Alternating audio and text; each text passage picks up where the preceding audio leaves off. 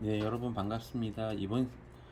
지난 첫 번째 시간에 이어서 이번 시간에는 지난 시간에는 초콜릿에 관한 기본적인 내용에 대해서 알아보았고요.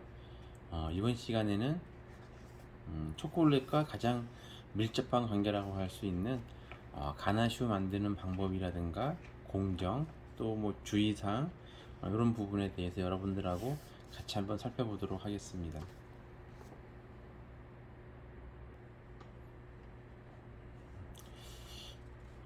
일반적으로 초콜릿은 그 자체만으로도 상품화를 할 수 있지만 어떤 다양성이라든가 아니면 뭐 맛이라든가 풍미라든가 이런 것들을 다양하게 하기 위해서는 속에 들어가는 필링이라고 하는 가나슈를 어떻게 사용하느냐에 따라서 맛을 여러 가지 형태로 나타낼 수 있겠고요. 어떤 보관 기간이라든가 아니면은 뭐 여러 가지 뭐 그 매장에서의 어떤 추구하는 어떤 그런 방향에 따라서 달리 사용하는 것이 일반적이라고 할 수 있겠습니다.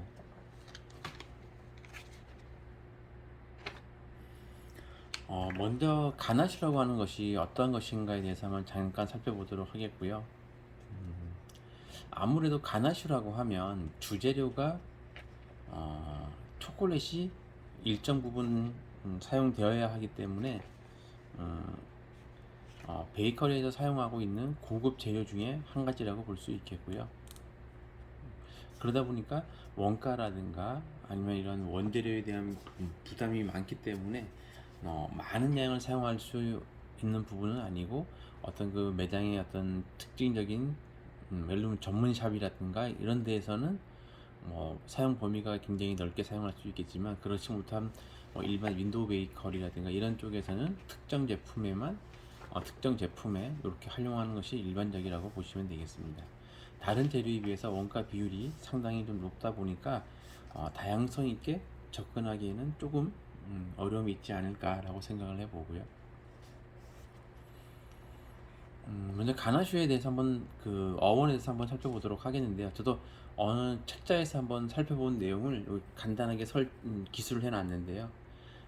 말 그대로 가나슈는 아무래도 이제 유럽 프랑스에서 유래됐다라고 말을 하는데 가나슈라고 하면 어, 그뭐 그 불어로 치면 말의 아래턱 뭐 이런 뜻을 가지고 있는데 뭐 버릇없는 모습이라든가 뭐 멍청이 이런 좀 좋지 않은 모양새를 나타낼 때 사용되는 말이라고 보시면 되는데 어떤 실습생 그 현지에서 어떤 실습생이 실습생으로 온 파티셰가 그 당시 어찌 보면 초콜릿 고가의 재료에다가 그 본의 아니게 실수로 해서 끓인 생크림을 거기에다 넣었는데 그 당시에는 아마도 이런 가나슈란 그런 게 생기기 전에 초콜릿을 가지고 바 모양의 초콜릿이라든가 본연의 어떤 그런 초콜릿을만 가지고 상품화를 했던 거로 보입니다. 그런데 이런 것들을 작업을 했는데 실수로 흘러내려서 그 뭐 예를 들면 에스페스도 가나쉬 이런 용어를 사용한 것 같습니다. 그래서 실수한 거를 이제 먼저 급한 일을 먼저 해야 되니까 실수한 거를 어떻게 처리할지 몰라서 이렇게 옆에다가 이렇게 방치를 해놨더니 시간이 지나서 아마도 그때는 완제품은 아니었던 걸로 보여지는데 이게 어떻게 할까 처리를 할까를 고민하다가 천천히 이렇게 저어가지고 해봤더니 의외로 그전에는 못 느꼈던 그런 나름대로 좀 부드럽고 좀 풍미 있는 그런 맛이 좀 느껴졌다라고 하는 그런 유래가 있어요. 그래서 이렇게 좀 그 예측하지는 않았지만 어떤 그런 베이커리 업장에서 나타날 수 있는 해프닝으로 인해서 나타난 부분이 가나슈라고 보시면 되겠고요. 이런 가나슈들은 뭐 초콜릿뿐만이 아니라 그 선물용이라든가 아니면 파운드 케이크나 아니면 뭐 여러 가지 구운 과자나 양과자 대표적인 게 초콜릿이긴 하겠지만 그 외적인 아무래도 빵 쪽보다는 과자에 관련된 이런 쪽에 다양하게 어떤 뭐 특정 비율을 조절해서 가감해서 사용했을 때 좀 더 빵 쪽보다는 좀 더 풍미가 뛰어난 그런 고가의 아니면 그런 제품들을 생산할 수 있는 장점이 있을 수 있다라고 보시면 되겠습니다.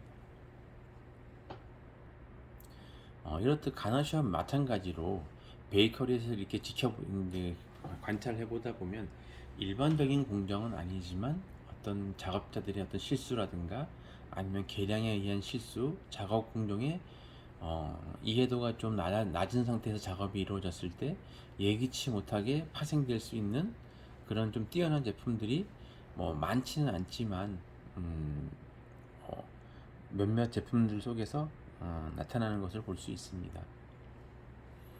뭐 예를 든다면 지금 뭐 설명은 조금 빗나가지만 르방이나 발효종을 만들 때 호밀가루하고 그 물하고 섞어서 이렇게 두었더니 그것이 어떤 수분하고 만나가지고 시간이 지남으로 인해서 하루라든가 이 시간이 지나면서 좀 시큼한 이런 좀 발효종이 완성되는 그런 과정도 아마 그런 부분이라고 보시면 될 것 같은 생각이 들고요.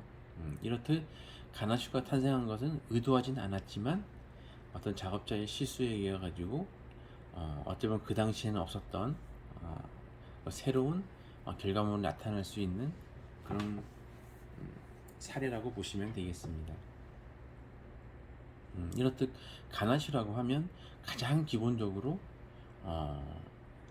그 초콜릿의 지방하고 그 일반적으로 생크림을 많이 사용을 하게 되는데 크림 속에 유크림 속에 수분하고 만나서 유화가 되면서 그 안정화가 됐을 때 가나슈가 만들어진다고 보시면 되는데요. 그렇습니다. 잠깐 읽어보겠습니다. 가나슈는 지방, 초콜릿과 수분, 크림이나 우유 속의 과육들이 혼합된 결과물이라고 보시면 되는데 어찌 보면 물과 기름이 잘 섞이지 않는 부분은 있을 수 있는데 이런 부분들 물을 수분 재료들을 기름이 이렇게 블렌딩해서 유화가 되었을 때 수분의 이탈을 막아주는 그런 효과가 나타날 수 있는데요.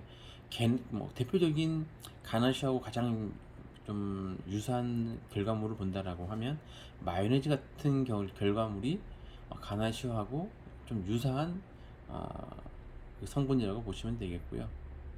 서로 물과 기름이지만 안정적으로 유화가 되었을 때 조금 더 일명 수분하고 지방하고 잘 유화가 되면은 결과물이 윤기가 흐르고 수분을 기름기가 블렌딩을 하고 있다 보니까 수분이 증발하는 것을 막아주어서 조금 더 안정적인 그런 상태로 보관이 가능한 그런 거로 보시면 되겠고요. 이렇듯 기본이 되는 거는 수분하고 유지방하고 지방의 만남이지만 그 외에도 조금 더 보존성이라든가 이런 것들을 좋게 하기 위해서 버터라든가 아니면은 전화당 조금 더 수분 보습 효과가 있는 그런 당류를 사용한다든가 아니면 수분 재료를 조금 줄이고 어떤 페이스트 건과유라든가 아니면 이런 것들을 페이스트화해서 조금 더 풍미가 좀 높아질 수 있는 그런 재료들을 사용할 수도 있겠고요. 무엇보다도 이 초콜릿이라는 제품은 만들어서 바로 섭취하는 경우도 있을 수 있겠지만 적어도 만들어지고 나서 72시간 3일 이상 3일 정도 안정성을 가진 이후에 짧게는 보름, 길게는 약 한 60일 정도 제품 상태로 보관을 해서 판매가 이루어질 수 있는 이런 부분들이 있을 수 있기 때문에 시간이 지남으로 인해 가지고 어떤 제품의 그 편차라든가 아니면 제품의 맛이라든가 아니면 어떤 그 재료들의 변형이 이루어지지 않을 수 있도록 조금 더 그 작업 공정에서 나타날 수 있는 그런 변화의 요소들을 최소화해서 안정적으로 만드는 것이 중요할 수 있겠습니다. 방금 설명드린 바와 같이 가나슈는 초콜릿 속에 있었을 때 일반적으로 안정적으로 제조가 되었을 때 약 30일에서 45일까지는 보관이 가능하다라는 그런 그 일반적인 그 전문 그 셰프들이 할 수 있는 그런 얘기를 하고 있는데요. 무엇보다 속에 들어가는 그 가나슈의 그런 상태가 유지방이라든가 아니면 그 재료들의 어떤 안정성이나 그런 것들이 아무래도 유지방, 유크림 부분이 높은 비율을 차지할수록 보존 기간이 짧아질 수 있고요. 그렇지 않고 어떤 페이스트 상태라든가 그런 것들로 이루어진 가나슈라고 한다라고 하면 조금 더 보존 기간이 길어지는 그런 가나슈를 완성할 수 있습니다. 네, 다음으로는 가나슈를 만드는 기본적인 제조 방법에 대해서 살펴보도록 하겠습니다. 가장 기본적인 가나슈는 뭐 초콜릿은 당연히 사용하겠지만 일반적으로 그 과자 부분, 제과 쪽에 사용하는 그런 걸로 본다라고 하면은 거의 1대1 가나슈 생크림과 초콜릿의 1대1로 사용하는 것이 가장 일반적이긴 하는데요.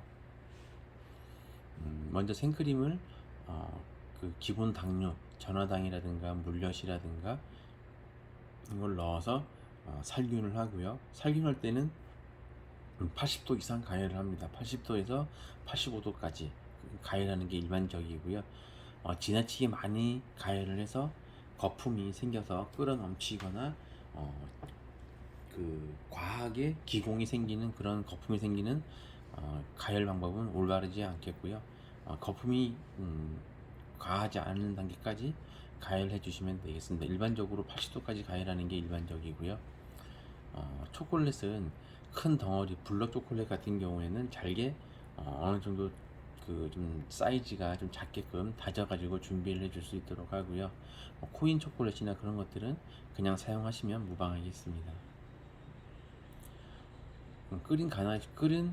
끓인 생크림을 잘게 다진 초콜릿에다가 부어주는데 일반적으로 한 번에 1단계적으로 다 한 번에 넣어주는 것이 아니라 약 한 3회 정도 양에 따라서 작업자의 어떤 능력에 따라 차이는 있을 수 있겠지만 가능하면 3회 정도 첫 번째 한번 부어서 저어주고요. 또 다시 한번 또 3회 정도 나눠가지고 골고루 넣어준 다음에 덩어리가 생기지 않게끔 윤기가 생길 때까지 천천히 골고루 저어주시면 되겠습니다. 이렇듯 생크림에 있는 유크림과 수분과 초콜릿에 있는 지방 성분이 골고루 잘 혼합될 수 있도록 블렌딩 될 수 있도록 혼합해 주시는 것이 중요할 수 있겠습니다. 이를 혼합을 할 때 그 가능하면 지나치게 많이 저어준다든가 아니면 휘퍼를 사용한다든가 이런 것들은 올바르지 않겠고요. 공기가 생크림을 가열을 할 때도 그 공기 거품이나 이런 것들이 생기지 않게끔 가열해 주는 것처럼 혼합을 할 때에도 지나치게 많이 휘젓는다든가 과하게 했을 경우에는 분리가 일어난다든가 식감이 저하되는 특징이 있으니까 좀 그런 것들에 주의해서 하시면 되겠고요. 일반적으로 고무 스패툴러라든가 아니면 고무 주걱이라고 하죠. 고무 주걱이라든가 아니면 초콜릿 전용 블렌더 이렇게 좀 그 섞어줄 수 있는 블렌더를 이용을 하시면은 조금 더 고급스러운 가나슈를 완성할 수 있겠습니다.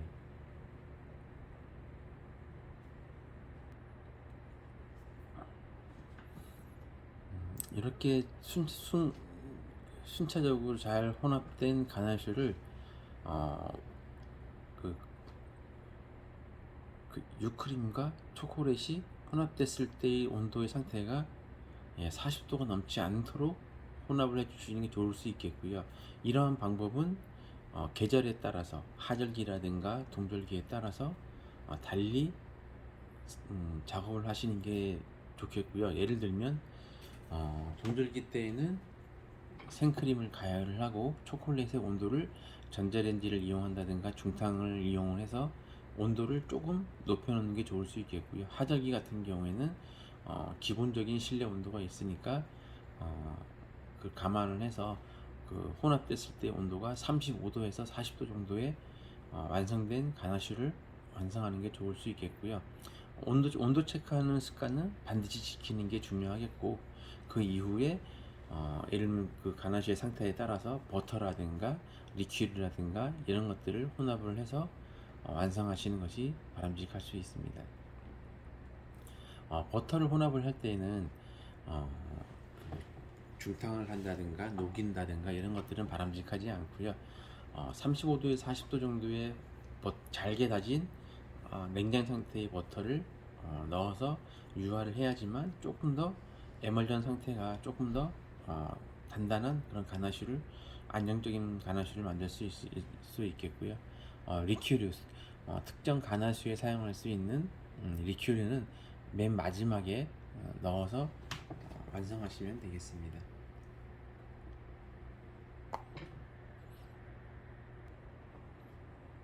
이렇듯 대표적으로 물과 지방이 유화가 잘 된 대표적인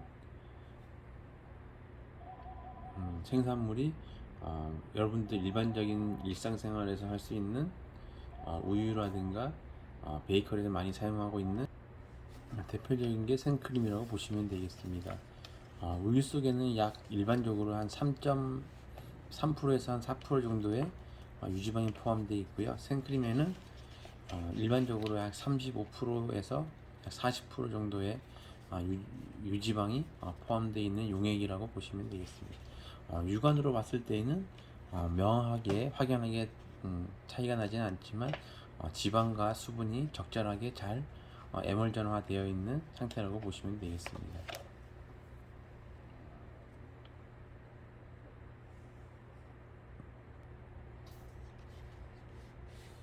가나슈를 만들 때 주의사항이나 특징에 대해서 한 번 더 살펴보도록 하겠습니다. 가나슈는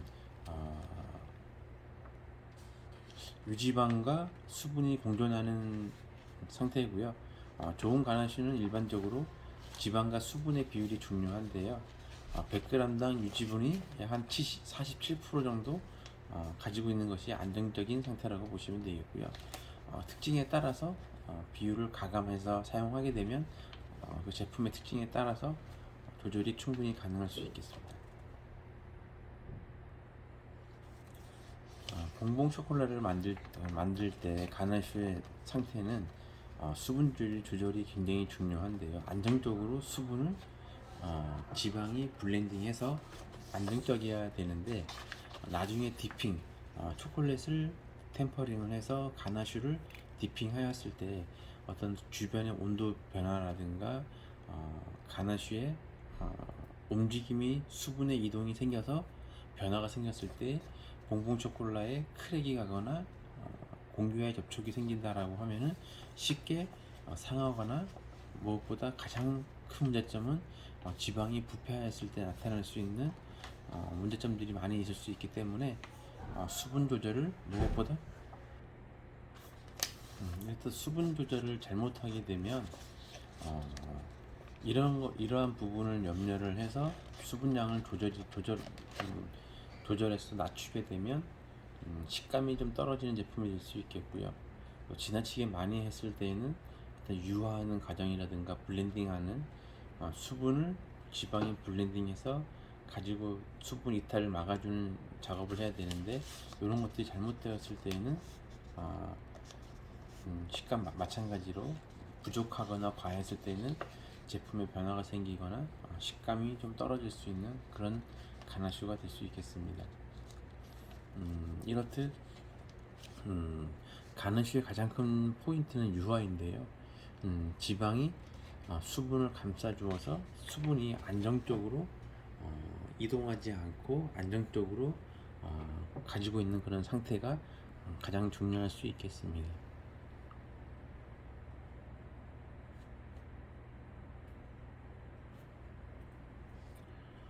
이렇듯 초콜릿에 사용하는 가나슈는 가나슈를 완성한 이후에 여러 가지 형태에 따라서 좀 틀려지긴 하겠지만, 가나슈를 뒤에 조금 더 설명을 드리도록 하겠습니다만, 가나슈의 유형에 따라서 예를 들면 쉘에 넣어서 한다든가 아니면은 평평하게 펼쳐가지고 재단을 해서 사용한다든가 뭐 여러 가지 형태로 이제 가나슈를 뭐 파이핑해서 사용한다든가 여러 가지가 있을 수 있겠는데요. 이런 가나슈들은 모두 다 커버추어를 이용한 블렌딩이죠. 가나슈는 디핑이라든가 어떤 초콜릿을 이용을 해서 수분과 그 가나슈가 가지고 있는 수분들을 커버추어 초콜릿 지방으로 감싸서 공기와의 접촉을 최소화하는 것이 일반적인 방법일 수 있겠고요. 이렇게 하는 이유는 가나슈에 가지고 있는 지방 성분이나 이런 것들이 공기와 접촉을 했을 때 산패한다든가 아니면 부패한다든가 이런 부분들을 막기 위해서 반드시 디핑을 한다든가 코팅을 해 주어서 공기와의 접촉을 막아주는 것이 안정적으로 가나슈를 공기와로부터 접촉을 막아주는 것이 가장 중요한 방법일 수 있겠고요. 이렇듯 가나슈에 포함되어 있는 그 생크림과 유지방이라든가 아니면 동물성 버터와 같은 경우에는 풍미라든가 이런 것들은 뛰어나지만 시간이 지남으로 인해 가지고 변화가 생겼을 때 인체에 미치는 영향은 굉장히 좀 위험할 수 있기 때문에 작업자들이 조금 더 어떤 온도라든가 과정이라든가 어떤 그 완제품의 상태 그리고 그 판매가 이루어지기 전까지의 상태를 꼼꼼하게 체크하는 것이 무엇보다 중요할 수 있겠습니다. 다음으로는 일반적으로 가나슈에는 생크림을 많이 사용을 하게 되는데요. 생크림의 퍼센티지가 일반적으로 약 한 35% 정도 되는 것을 사용하는 것이 일반적인데 생크림에 사용하는 그 유지방의 함량에 따라서 만약 유지방이 높다라고 하면은 버터는 양을 줄여서 사용하는 것이 바람직할 수 있겠고요. 반대로 우유와 같은 유지방이 좀 함량이 낮은 것들을 혼합을 해서 사용을 하시면은 조금 더 안정적일 수 있겠습니다. 생크림은 일반적으로 약 한 35% 정도 유지방을 가지고 있는 것이 이상적이라고 보겠습니다.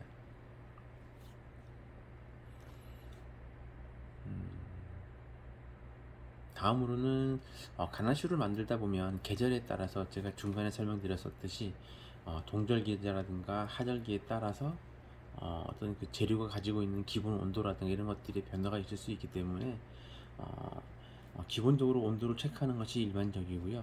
계절에 따른 어떤 그 레시피상에서의 어떤 매뉴얼이라든가 작업자의 어떤 그런 습관적으로 이루어질 수 있는 그런 부분을 반영을 하는 것이 올바를 수 있겠고요.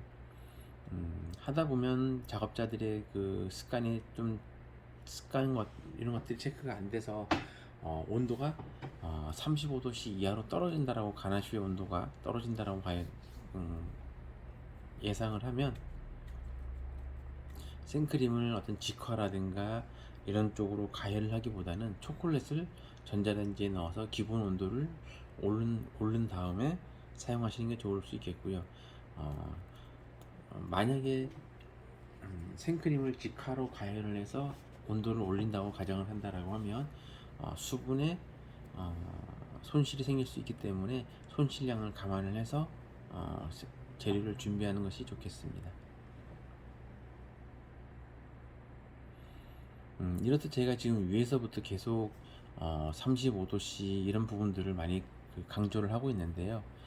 온도가 지나치게 높거나 지나치게 낮았을 때에는 유화가 이루어지는 핵을 만들기가 굉장히 어려움이 좀 있습니다. 그런데 이 35도씨라는 온도가 그 물과 기름이 유화가 되는 기본적인 핵을 만들기가 가장 이상적인 온도가 35도라고 보시면 되겠고요. 그래서 여러분들이 앞으로 수업 시간이라든가 실습을 진행을 할 때 가나슈의 적절한 온도를 잘 생각을 해서 가나슈를 유화의 온도를 35도로 만들어 주는 것이 바람직할 수 있겠습니다.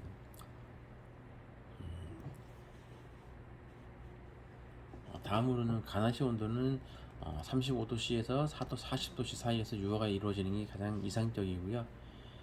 버터를 섞을 때에는 중탕으로 해서 녹이는 것이 아니라 포마드 상태, 냉장 상태에서 잘게 사이즈가 작게 잘라서 넣어준 이후에 블렌더라든가 이런 것들을 이용을 해서 골고루 혼합해서 분리를 시키지 않은 상태로 혼합을 해서 완성하는 것이 이상적인 가나슈의 혼합 방법이라고 보시면 되겠습니다.